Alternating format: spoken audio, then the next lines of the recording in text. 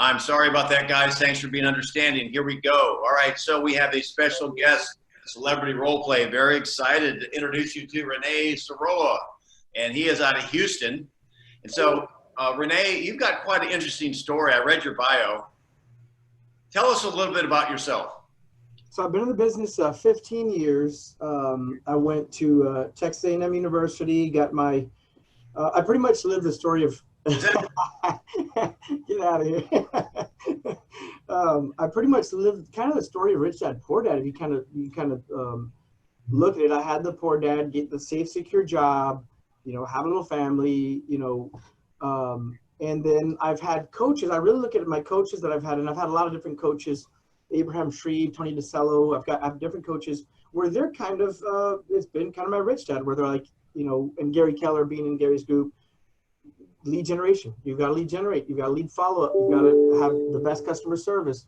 So that's kind of, that's how I kind of, I was raised real conservative, and, but I like to talk to people, and I'm a good listener. And those blessings caused a little perfect little storm. And we've been ranked in the top 20 out of all 40,000 realtors in Houston. There are 40,000 that we compete with. I've been ranked in the top 20 for 11 years in a row. How many real estate agents in Houston? 40,000 in our MLS. Oh my gosh. Yeah. So we've been blessed to be part of that top 20 out of all the 40,000 for 11 years in a row. So it's been kind of fun ride, and I'm working on different things right now with hiring and growing a team. I've got a little team. I've got 2 buyer's agents and a listing agent. Awesome. Well, for you guys on the call, obviously, if you have anyone going to Houston, and that's quite a market there, this is Rene's contact information right here. In case you can't read it, take a screenshot, whatever. His cell phone is 832-816-4673. And it's Rene at renesorolla.com. And I'll give that to you here in a little bit, and honor him. If you need any help in the Houston area, he and his team would be glad to help. So he comes highly recommended. We had basically, here's our role play. Rene has now been added to our celebrity role play honor roll. And I think it was, who was it? It was Jeff. Jeff. Yeah, Jeff, I think gave me your name, and so that's awesome. I think I've got one more under that I didn't add yet. So welcome to Celebrity Role Play. And so for the folks on the call, here's the thing, as you know, and I love talking to top real estate agents. So we're all part of Gary's top 100, which means we have to have business, and in fact, a platinum club is great, a GCI over 2.5 million, I think, something like that. So we're honored to have him give us some of his knowledge today. So my style, and I spent a little bit of time on the phone with Rene, and just said, I believe in, and he even said he's a great talker, and he likes to listen, which is really cool. My style of this judo or jiu-jitsu is question-based, listening enhanced conversational scripts. And I really think that it's kind of interesting that the art of listening is evaporating. In fact, I think, and I even made a quote on Facebook today, I think when I promoted this little meeting here, is that scripts are awesome. However, the art of listening is even stronger than the art of speaking. And so that's something that I am becoming a keen to after 35 or 36 years. So as you guys know, and if you're the first one here, when I go through my role play, I'm going to break it down a little bit. I don't know what he's going to throw at me. He's from Texas. And I think I made him a little mad when I did the hook 'em and gig 'em type thing. He's A&M. You said A&M, right? Yeah. So, and it's kind of a rivalry like the Gators and the Seminoles. So we follow the formula of an objection: acknowledge, isolate, address, and close by asking questions. Now, I understand he's been trained like a lot of other people with the Tom Ferry or Mike Ferry, I guess, scripts. And what's interesting, some of my people are working on those too. And I trust Rene here in a little bit when we go through, your role plays. You're still in the saddle. You're still lead generating daily, correct? Yes, I do. All right, so we're going to throw some curveballs at you and see if you can handle them. And then I want to talk to you a little bit about some of the differences in the scripts. Here's the thing. The best script in the world is the one that you can kind of internalize and use. And you know what? There's more than one way to play a chess match, and you're going to see a couple different examples. I share with you ways of acknowledging. When we were role playing, we practice and role play as a team every day from 8:30 to 9 o'clock, and I can see the progress of my folks over the last couple of months. I'm very proud of them. However, you know what? You don't master the game of golf in just a couple of months. And the income that you guys can earn in real estate is equal to or greater than most golfers out there. Now, you might not have a tan, and you certainly won't have a golfer's tan and white feet and dark legs, right? However, you can make a great income. It's just going to take a little bit of practice. I have an axiom. You've heard me say it before. It's impossible to fail at real estate. You can only quit. And generally people quit because they are afraid to talk to people. And one of the reasons they're afraid to talk to people is they're not confident in what to say. Scripts solve that problem. So when I haven't seen Rene go to work yet, however, you're going to be in for a treat. One of the things I think a lot of folks, and again, you guys on the call have seen me go over this over and over and over again, is unload before you unpack. Understand them before you know, in fact, I was actually walking with my wife today and we were talking about this. And a lot of times, this is what she said, or made me think of it. And she said, a lot of times agents, when they get with a customer, they get nervous and they basically attempt to knowledge them to death. They just start telling everything they know, and they think if they tell them enough, they're going to have basically a sale or a listing. It's really not what you know, it's what you understand by asking good questions. And sometimes you guys like this little cartoon, this little picture is get to the center of the Tootsie Roll Pop. Now, something new that I've added in this slideshow is this watch right here. Because here's the thing I wanted you guys to understand. I go through this with my guys on role play, and we kind of like, it's kind of like watching Madden or Monday Night Football when Gruden's on there and they actually run the play. Now we're going to watch the game film. We're going to slow it down, break it down, and help you understand some things. And here's the point I want you to understand.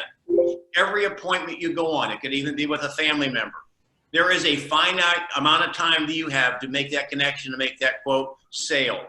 Because there's a lot of questions you can ask, and you know what? The difference between a good question and a great question, there are no bad questions. The good question is when you learn something. A great question is when you learn something and they self-discover. So you're on the clock when you meet with them. That's why I really believe in, and what I taught Bold, you know, for 3 or 4 years, and Diana even would talk about, and I've heard Tony, you've been coaching with Tony, I picked up on that. He's the king of questions.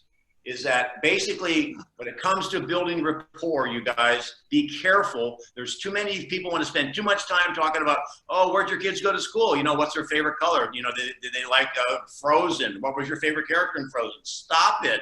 That's not really significant stuff, okay? I know it's feeling good because those are easy questions. It will not help you, and you're on the clock. So get to it, right? You shouldn't have, you know, like you don't even remember Gilligan's Island, so I won't even say that, okay? So, do you remember Gilligan's Island? Yeah, I do. I don't think so. All right, so we're going to get into the role play with Rene, and he's from Texas, and generally people from Texas are nice. So here are the role play rules for people that have not seen them before. Number 1, Rene gets to choose buyer or seller. The scenario. So I'm going to be on an appointment. This is not going to be a lead generation call. He's going to show us his stuff and his scripts on lead gen, which I can't wait to see. He gets to. So I'm going to ask you right now, Rene, are you going to be a buyer or seller? I will be whatever you want me to be. I do them both, so I will be I'll be a seller for you. So he can tell he's put a lot of time in this, right? So he's already let me pick. So you're going to be a seller, right? So here's the thing: degree of difficulty. Have you been on an appointment where it was a 1? Yes or no? Yes. Have you been on an appointment where it was a 10? Yes or no? Yes. We don't. No one learns from a 1, and 10s are probably not reasonable. So we won't worry about that. So give me what level of degree of difficulty will you be to me today? I'll just be a 5 right in the middle. Oh, let me know. There's no, come on. Whatever you want. I'll go 10. You tell me what to do. I want you to, let's help these guys learn, okay? So, and I don't have any advanced knowledge of what you're going to say, correct? You don't know. We haven't discussed anything. Now for the lightning round, the bonus round, no one's done it yet. You can add the one other rule. Because I just went on to say we have we're on the clock, right? So you can set a time limit. Now, we generally go, because on an appointment, you're going to be there for, you know, maybe, I don't know, how long is your listing appointment normally?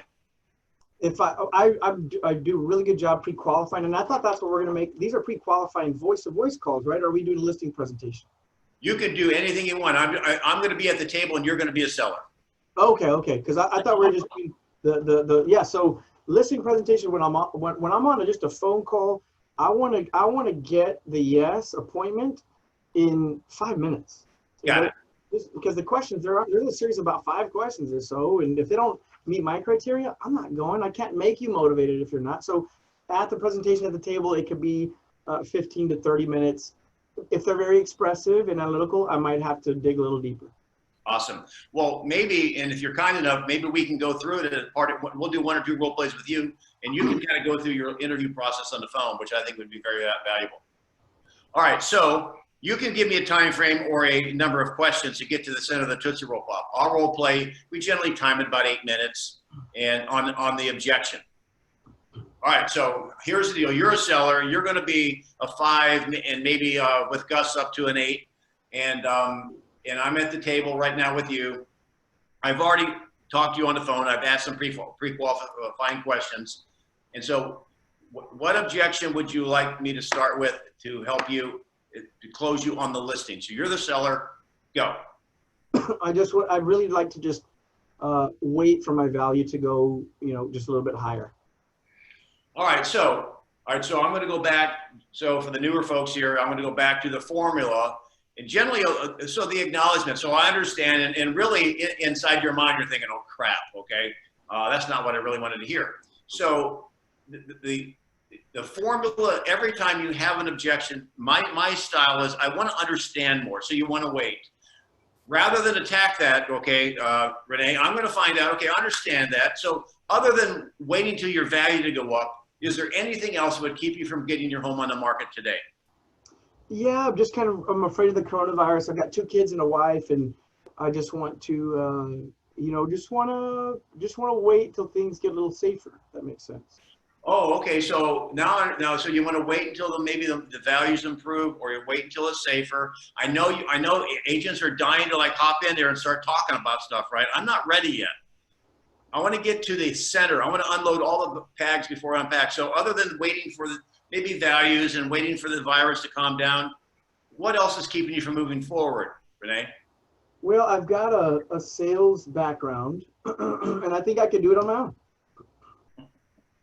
He said it was going to be a 5. Now he's going to be 19 different objections right here, right?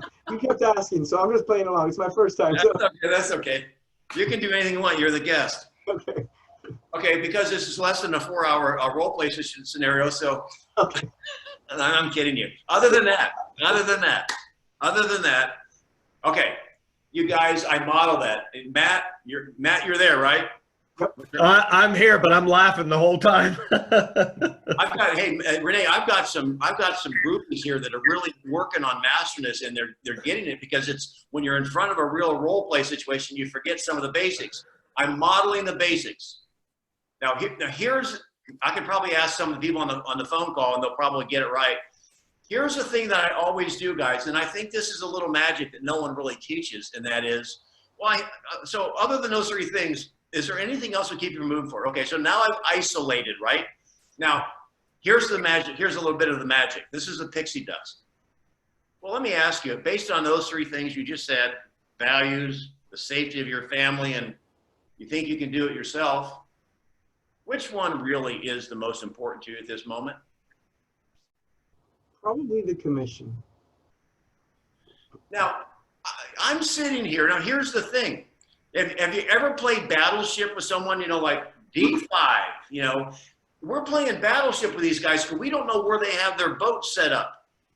His answer totally shocked me. Because his first thing out of his, so I'm breaking out of the role play. This is where the clock should stop. I'm letting you know what's going on in my mind. Because going back to the conversation I had with my wife, Rene, as Kristen and I were walking around this morning, it's like people can learn everything to say. It's just this, she calls it, I call it strategic thinking. She calls it executive level thinking, is thinking through what's really going on. And if I had to guess, the first 2 things out of your mouth was wait for values to go up.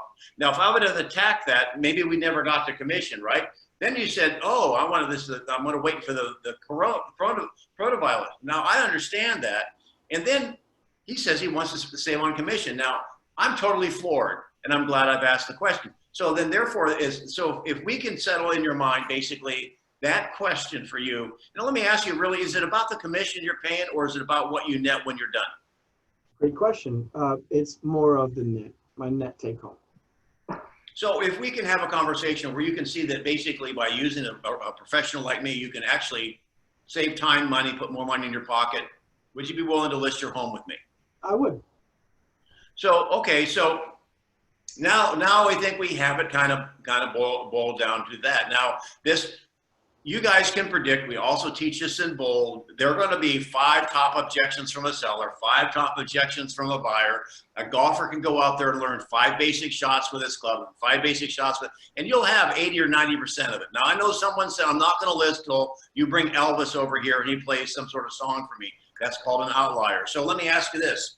So when you are attempting to save money selling it yourself, Rene, I'll just handle the commission objection. So you're in sales. What type of sales are you in? Car Sales. Okay, so have you done any? Have you been selling real estate?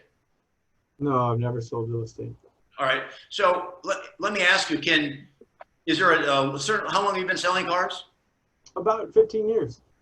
Do you have a certain level of skill and knowledge after doing it for 15 years that basically, you know, you could probably sell a car for maybe more than I could if I took a Craigslist ad? The value of a car is pretty much the value of a car. Well, that was not the answer I was hoping for there. However, that's okay. Sometimes we run into dead ends, right? That's okay. So I'll go another different direction. So are you better at your job now than when you first started? 100%. Are you better at your job than people that have never sold cars before? Oh, yeah. So if I stepped in there with a lot of real estate experience and no car experience, do you think you could outsell me?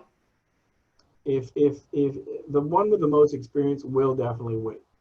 So here's the thing. If I were to work for you for free, would that be a pretty good value proposition? Yeah. Okay. So when you sell it yourself, would you pay me as a broker if I walked in with a buyer? Would you pay me a fee on the buyer side? If you did what? If you brought in? Yeah, if you're selling it yourself and you were basically going to sell it yourself, and you know, would you pay a buyer? Yeah, I am offering 3% on that side. Okay, and so you're attempting to go through all these motions to save 3%, correct? That's correct. Now you said basically you were more. All right, so here's the thing, you guys. I could go with what you want to net. However, I'll ask this question.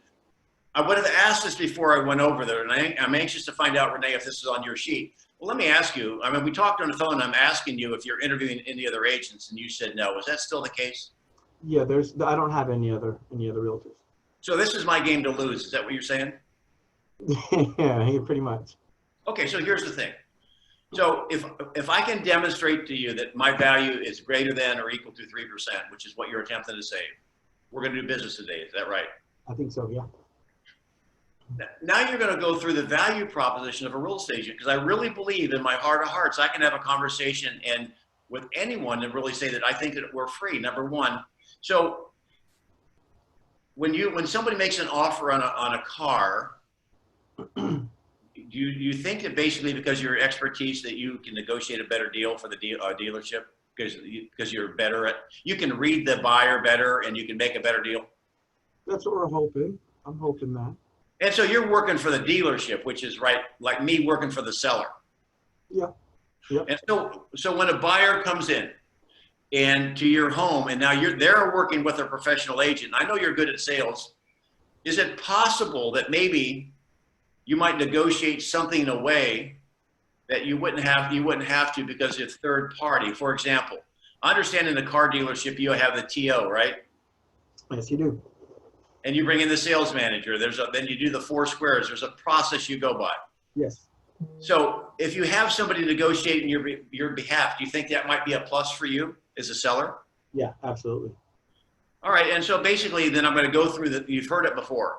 then the inspection, then when the appraisal's too low, all those points of difference, I'm going to be actually on a piece of paper showing, well, here's the 3%. Now it's down to 2%. Now it's down to 1.5%.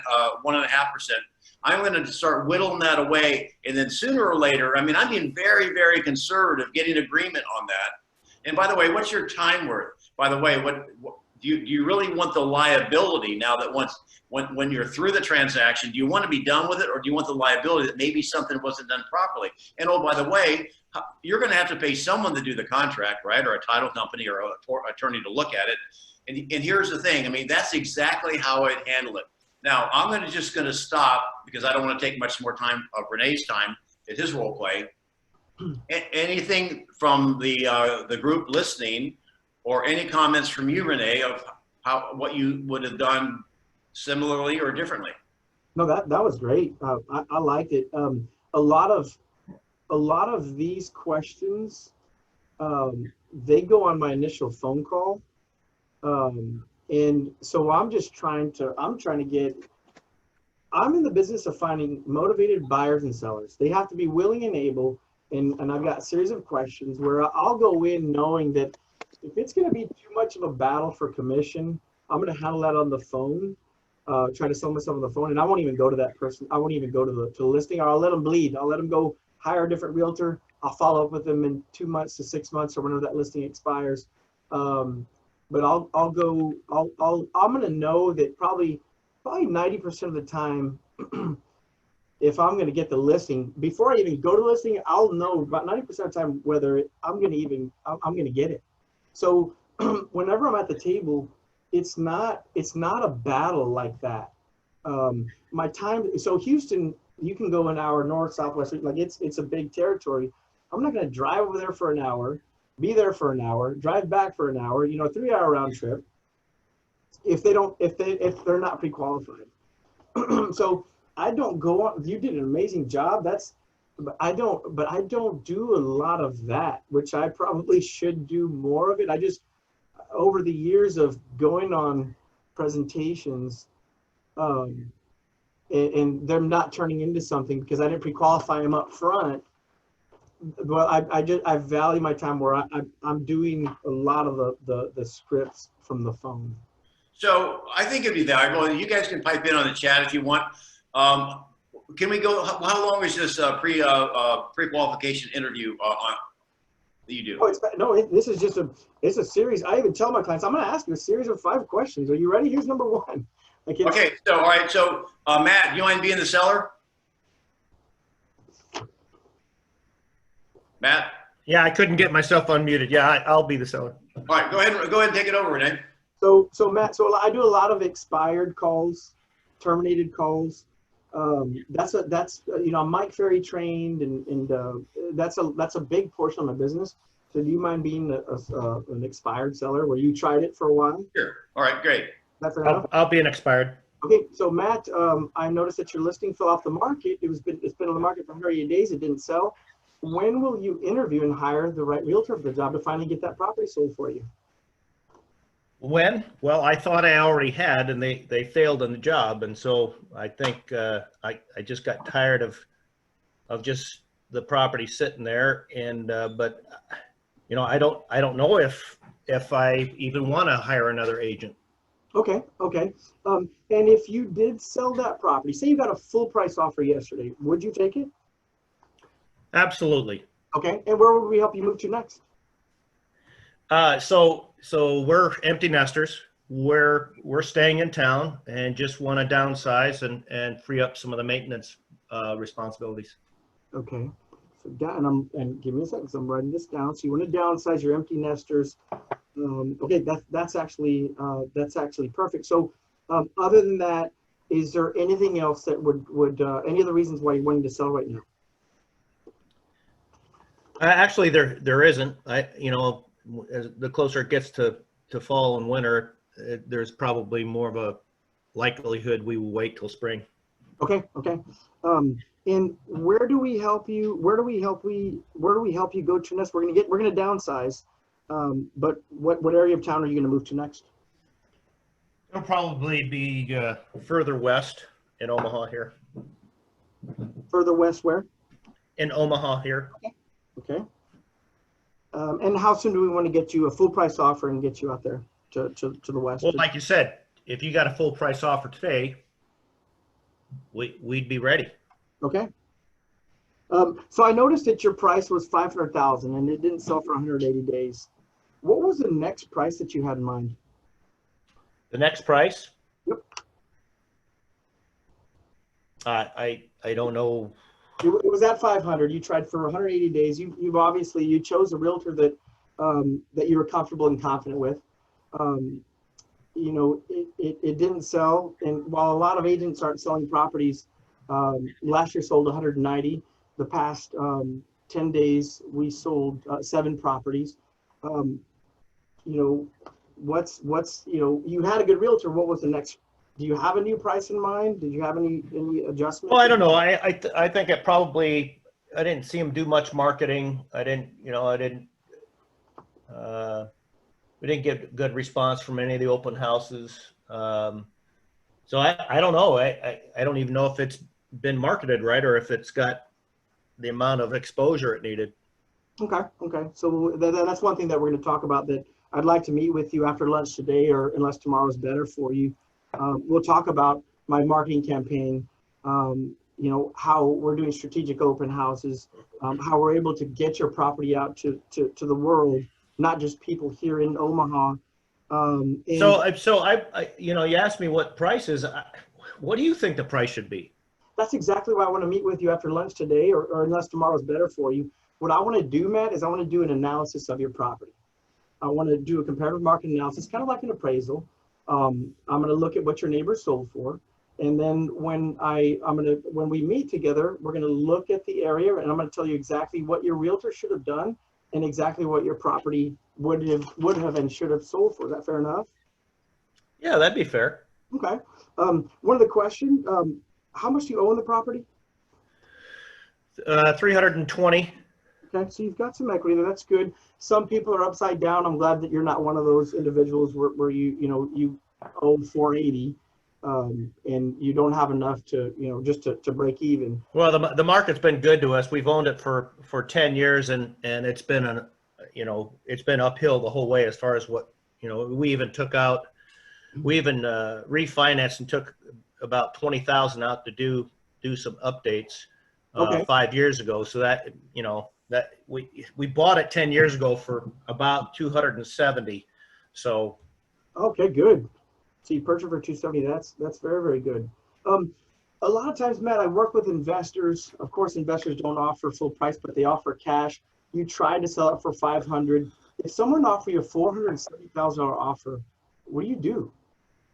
470. Yeah, cash, 7-day closing. Yeah, I don't know what I'd have to sit down and think about that. It doesn't happen often, but we'll have this conversation. Will your wife be present when I show up today? Does she need to be there? It'd be best to have both you guys there, unless she totally lets you handle this this situation, not situation, but appointments like this. This is a big decision. It's always best to both be there. Well, yeah, she's definitely. I mean, she and I both agree that, you know, we both have our own reasons for wanting to sell, and I think if she were there to hear what you had to say, it would help her. Does 3 o'clock work for you, or is 5 better? 5 o'clock would work better.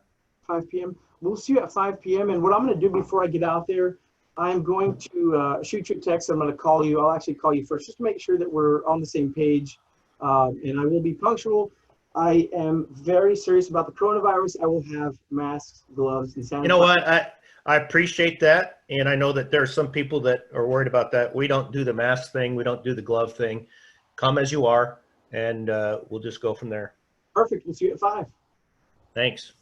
So on that, thank you, Matt. That was awesome. So one of the biggest things there, you know, he's at $500,000. I'm trying to gauge motivation. So I had that investor scenario where I got a built-in price correction at 470. Would you take a cash offer at 470? I didn't say I had one, but would you take one? Now I know what type of wiggle room I'm working with without even looking at a comparative market analysis. Without even doing anything, I know that there could be potential there. There is some motivation in their voice.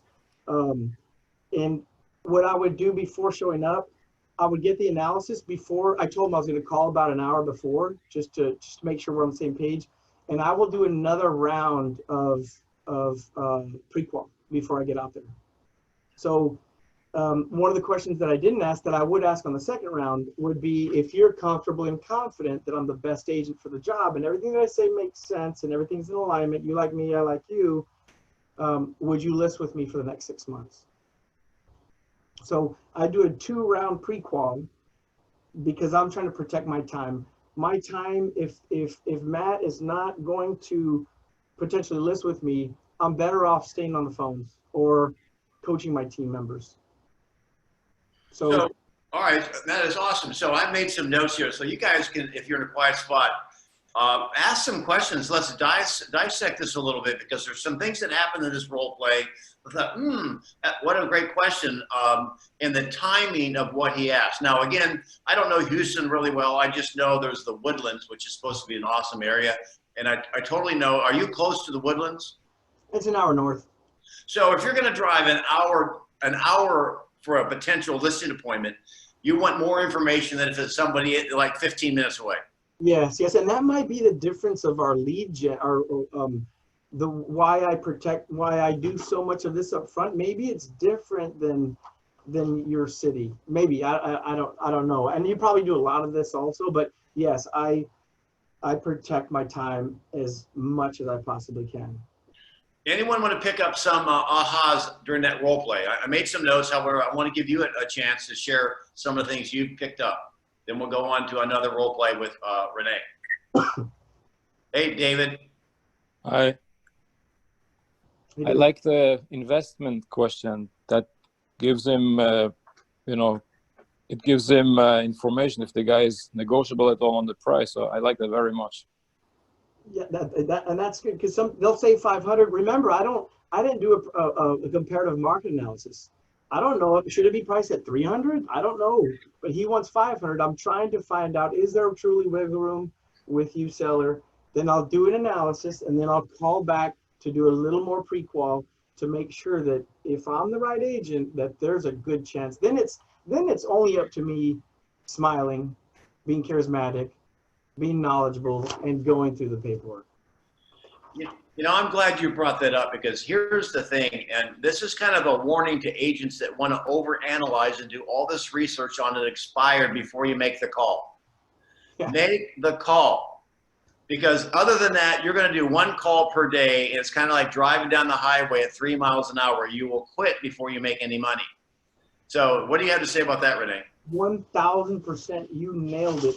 So I know it's a numbers game, and I do it old school with everyone on my team. I'm accountable to do 50 contacts a day. For every 50 no's, I'll get 2 yeses, qualified buyers or sellers. It's a numbers game. I'm not going to over-evaluate what I'm not going to put too much time into CMA, because that's not the battle. I want to know, are they motivated? Do they have to move west? Do they really have to move? Because if you don't have their motivation, why even get on the phone call? Why even negotiate if you don't have someone's motivation? So the series of questions is going to you got to peel back that onion or that Tootsie Pop analogy. This is going to get all the, get you down to the core. Could you explain again the 2-part qualification? You say you qualify them in 2 parts. Go over that one more time for me. Yeah, on that first role play, it's just a series of questions that I ask. Where are we going to help you move to next? Why would you sell? I want to find the motivation. What's taking you out west? Why are you going to go out west?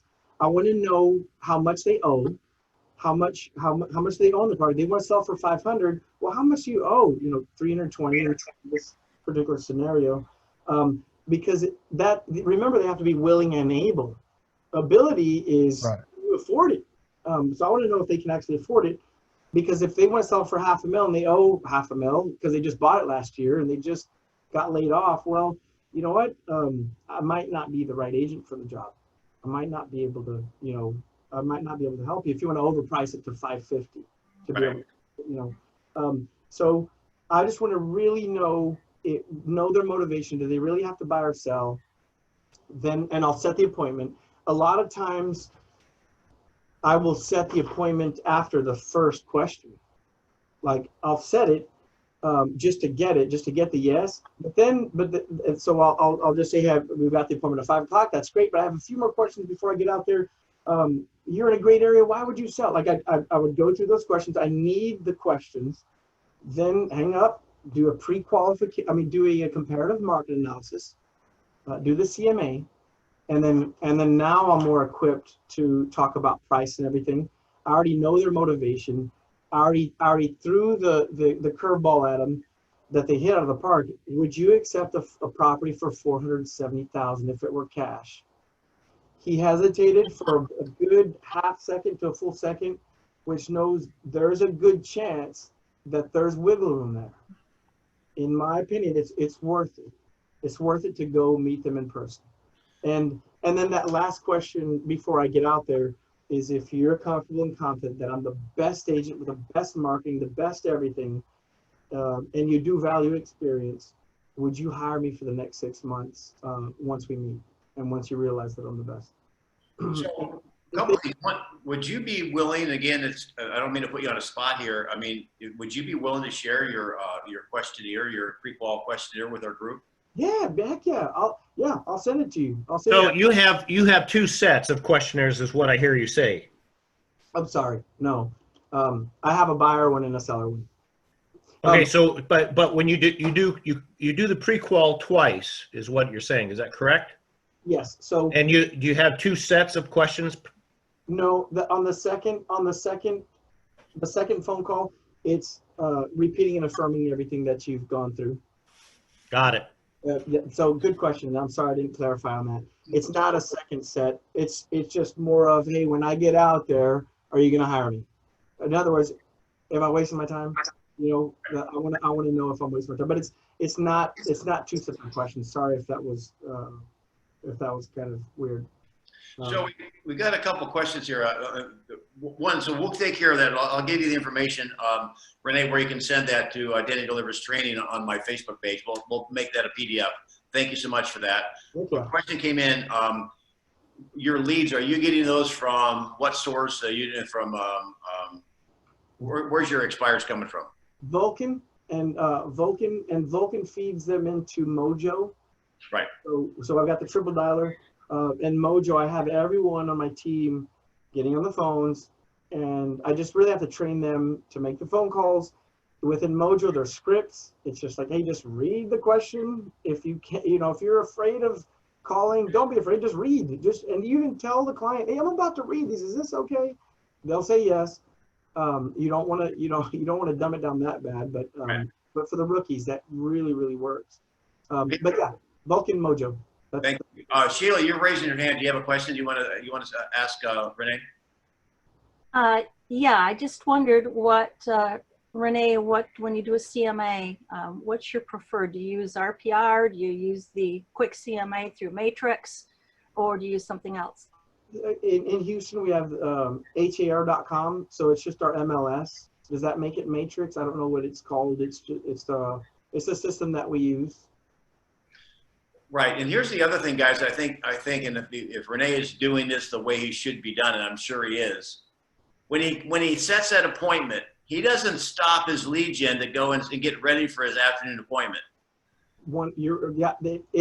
I write it, set it, ding my bell, high five to everybody. It goes to my listing managers. I have 2 listing managers. They do the CMA that I've trained, and then I get it back, make the call. So I've got this little assembly line. I'm not wasting a lot of time on the analysis. It's called models and systems. Keller Williams, I think, invented that. If you look it up in the dictionary. And here's the other thing. I understand when you finally have you hit your first golf ball in the fairway, you want to start doing burpees all over the place. Listen, keep making your calls, even if you're by yourself. Put the green sheet away. make your notes on it, and make your calls. You'll make a call and think you've got one, and you know what? You're leaving 3 others on the table. Question just came through the chat box here. Does the investor number, so this is a question I was wondering about too. So $500,000 property, do you throw out any number? You haven't done any research on that up until this time, which I think is awesome because you're not wasting time. And the question is, does the investor number you throw out, 475, lock that price in the seller's mind as far as the price it could sell at, etc.? No, not necessarily. If it's a $500,000 property, I don't want to say 450. That could just then they can assume that, hey, you are a car salesman and you're just trying to get me down. But I have just a kind of a little story that, hey, if someone offered you 470, what do you do? What would you do if that happened? I was waiting for that hesitation in their voice where I knew that I got them. Like, there's wiggle room there. And it's a bet. I'm placing a bet. Am I going to go spend 3 hours? I'm betting my 3 hours is really what it's doing by that 1 second pause in their voice. And a lot of times it works, but it doesn't mess with the sellers at all. It doesn't mess with. I made a couple of quick notes here. Then maybe, unless you guys want to go in a different direction, what I would like to see is Rene at the table now that he's over there, and then going from there to what he does. So unless you type something else in there, here's a couple notes that I made. Number one, I'm getting better at listening, so I'm going to give you a quiz. He mentioned something 2 times in his interview that would have been music to a potential seller's ear. Did you catch what he said? He said it twice. It's not by accident. The answer is full price offer. Full price offer. He said it twice. If you had a full price offer yesterday, would you still move? Then he brought it back again. He said, if I could bring you a full price offer. Now that's a script. That's not accidental. You are planting seeds in their mind. Other things. I like the fact that he said I would write it down. I understand he's got a checklist in front of him, and one of the advantages actually, and you can do this on an appointment. Taking notes is probably the highest compliment you can give them because that means you're paying attention, you care, and that way you can go back and understand. He did ask the question. Other than that, is there anything else? So he was talking about unloading the car, getting to the center of the Tootsie Roll Pop. The 470, I made a note of that. Let me ask you this, Rene, and this wasn't rehearsed. Matt's your seller.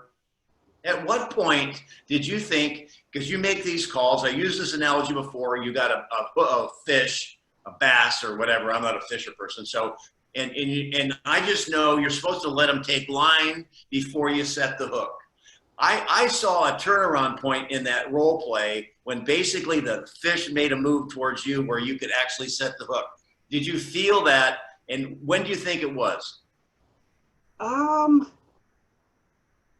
It often happens. It happens at different times during the questions that I ask. Because to be honest, during this role play, I wasn't really setting the hook. I wasn't setting the hook. I was doing. To be honest, I wasn't setting it. But it's all. I've done so many calls that I'll hear a little hesitation and I know I got them and I'll set. But then I'll regroup to ask the other series of questions. Well, here's where I thought Matt made a move back towards you. And sometimes when you watch a role play, this is what I love about what I'm doing right here. When I watch a role play versus doing it, I see things I don't see normally.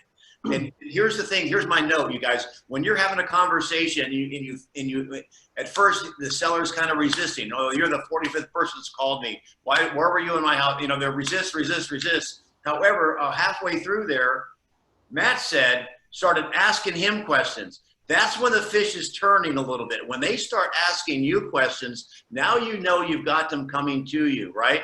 You've got.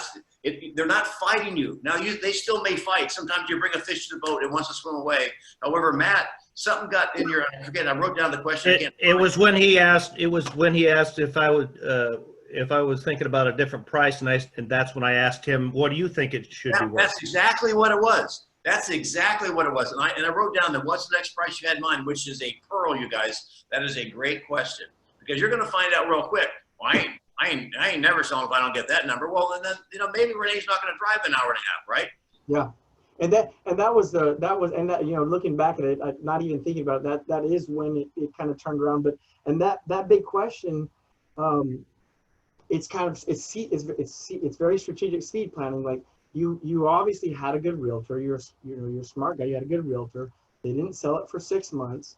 The market rejected your price at 500.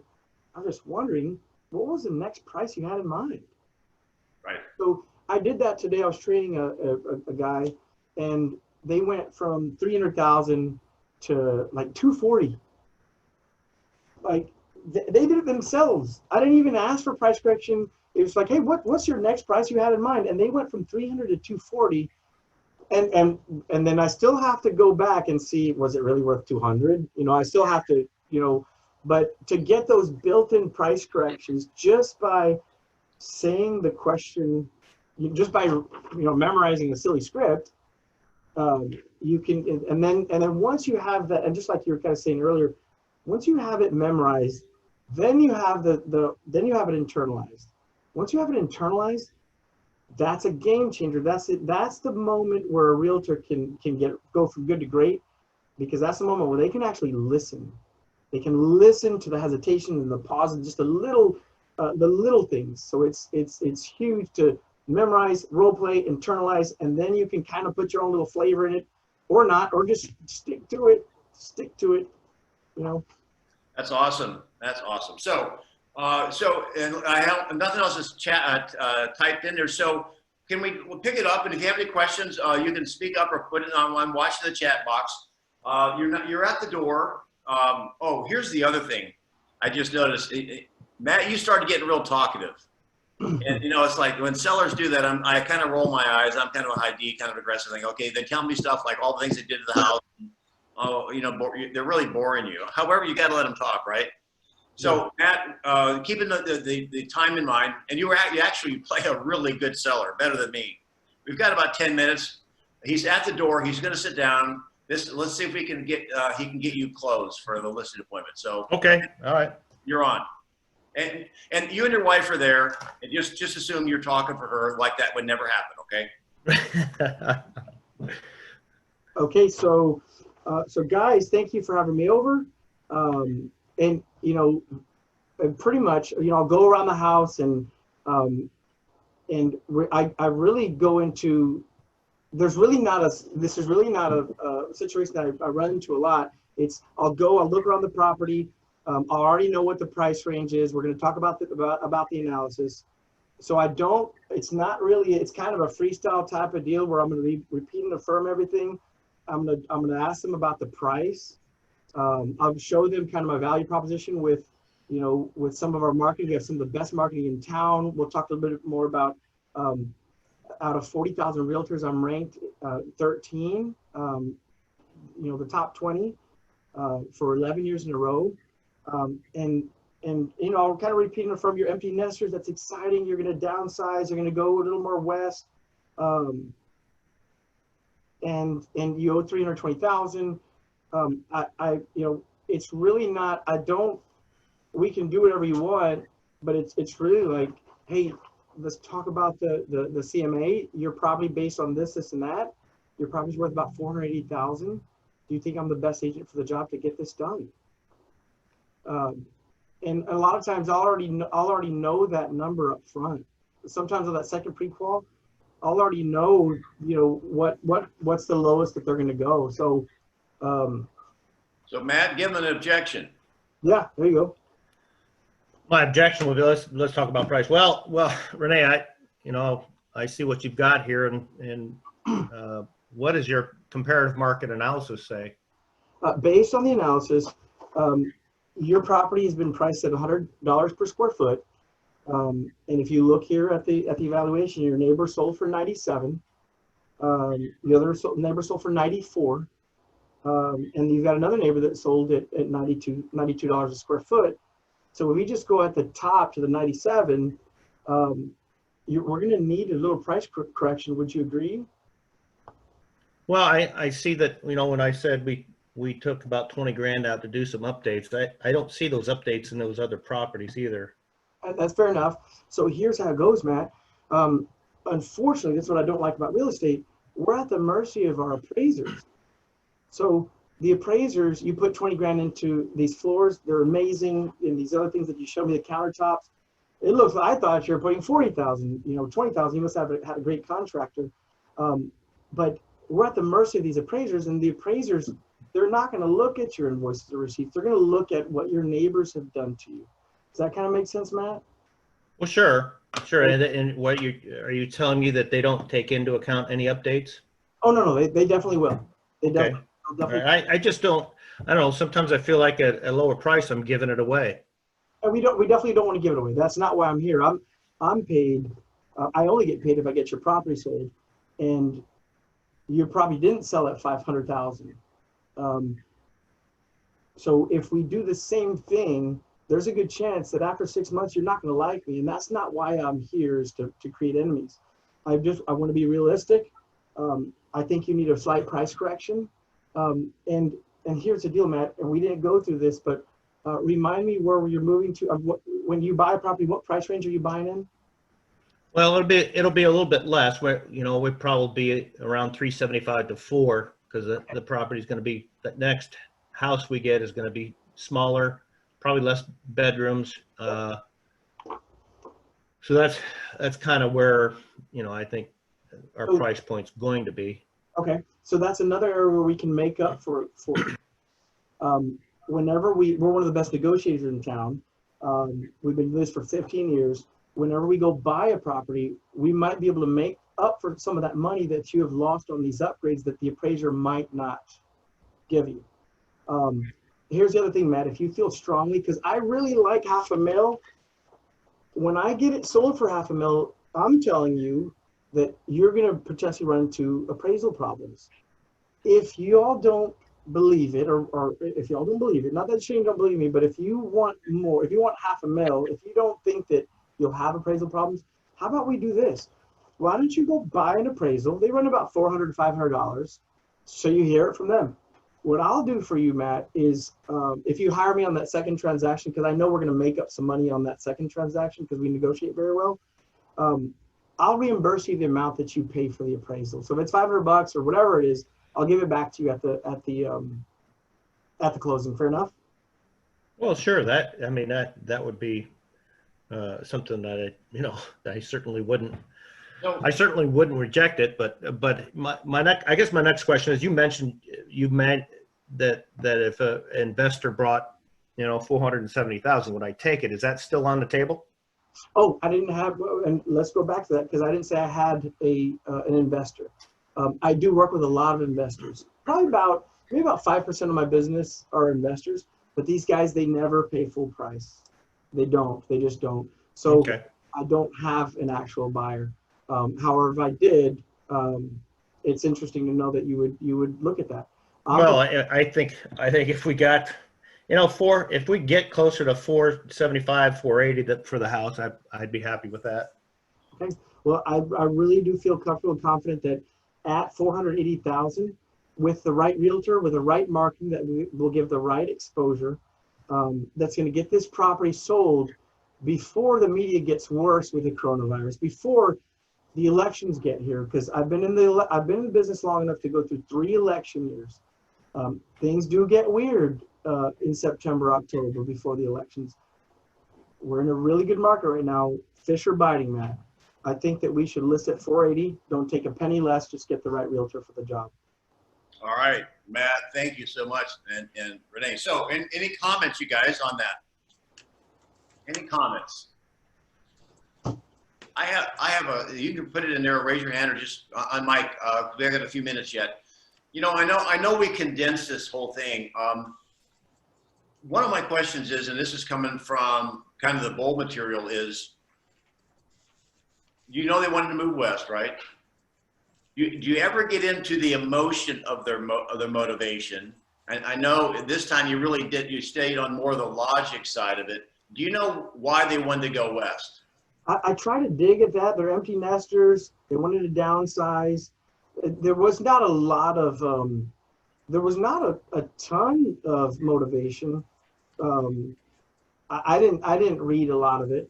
Okay. I get that. And so again, one of the things you might want to do, you guys, when you, and he knows intuitively, for example, there was something else he was doing, and I'll just think of it in a second because I didn't make a note because I was listening to it, is that make sure you understand their motivation. Because here is the important thing. People, if they could snap their, if for example, like people love the travel, they just don't like the traveling to get there, right? So if we had like a Star Wars, what do they call those things? You're a suction tube, they put you a transporter, right? That would be awesome. Understand, people they want to be west, or whatever seller you have, they want to be somewhere else for a reason. Understand that reason, even the emotion. What will that do for you? And here's the thing. It's the process that they don't want to go through. If you can basically break down that process and give them confidence, I'm the man or the lady for the job. I can make this simple for you. We have this, we've done this before. You be their transporter. Because you know what? Particularly when you call a seller, I could hear it in Matt's voice. You could be an actor, Matt. I mean, you're kind of fed up and frustrated. That's why I loved his first question. If you had a full price offer yesterday or this morning, would you have taken it? Because really, do they still want to go somewhere? Yes, they're looking for a transporter. Yeah. So, yeah. I thought that was awesome. And that's my first question. My first question, when are you going to interview and hire the right realtor for the job? If you get a no, oh really? If you got a full price offer yesterday, would you even look at it? So that's always my second follow-up question to see if you can gauge that second pause to see if they really are motivated. Yeah. Anything else from the group? This has been awesome. And you'll make that form as checklist, maybe the buyer and seller if he's really in a good mood. Yeah. We'll put that on our Danny Delivers Training Facebook page. Anything? You guys been really quiet today. Anybody want to? Oh, I got another raised hand. I don't see who that is. Who's raising their hand? Sounds good. There's no number there. Oh, no name. Al Baxter. Hey, Al. Hey, Rene, I had a question for you. You're in those models, you value your time. You have somebody help you out with CMAs. You get in there, you make the pitch, you get the close.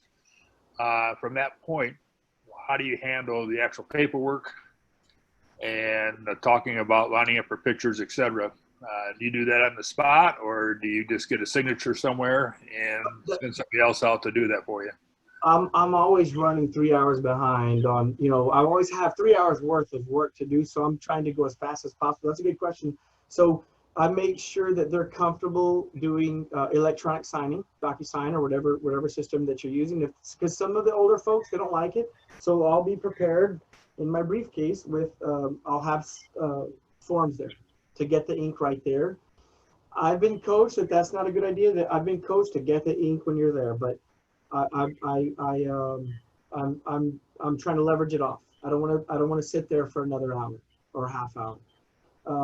So I'm doing that. They're sending the docs to them after I leave, or I'll get it signed there. And then my listing managers take over from there to set up the photos and everything. One thing that I'll do, Al, I won't disappear forever because I do pop them off to my listing team. They're gonna do a lot of the paperwork and a lot of the getting it all on the MLS and everything. That won't be me, but I will follow up with my sellers every single Friday, every single one of them. I will call each one of those and tell them what happened this past week. You hired me. I said I'm the best agent for the job. I didn't sell your property. Here's what buyers are saying. Here's what buyers and agents are saying, and I give it to them raw. If it's bad, they need to hear it. If it's good, I would have got an appointment. I would have got the contract. So I go for price corrections every 7 days. Or a seed, or it's I'm planting a seed, or I'm going further throws. Thank you, Al. Good to hear from you. Thank you guys for being on, and let's give maybe one or two ahas that we can share with Rene and give him some love. Go ahead, talking's permitted. Go ahead and unmute yourself. Judy.